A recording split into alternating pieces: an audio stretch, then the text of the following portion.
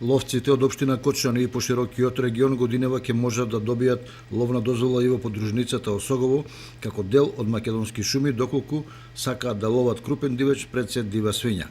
Од почетокот на септември подружницата започна да прима уплати од страна на ловци со комплетна документација и паричен износ од 3000 денари. За да се добие неопходната дозвола, ловците мора приложат дозвола за поседување и носење на оружје издадено од Министерството за внатрешни работи, потоа уверение за положен ловечки испит и копија од личната карта.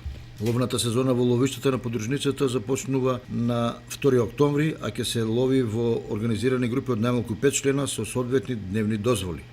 Ловната сезона во ловиштата на подружницата започнува на 2 октомври, а ќе се лови во организирани групи од најмалку 5 члена со соодветни дневни дозволи. Подружницата има изработено ловен календар со правила и норми според кои ќе се реализира ловот.